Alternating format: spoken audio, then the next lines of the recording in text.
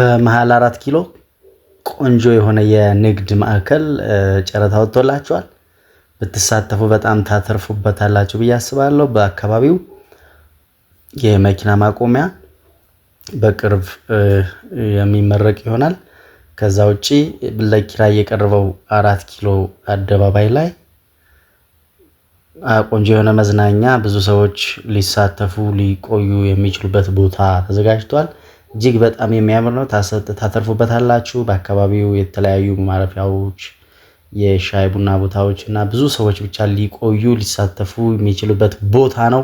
ብትሳተፉ በእርግጠኝነት ታተርፉበታላችሁ።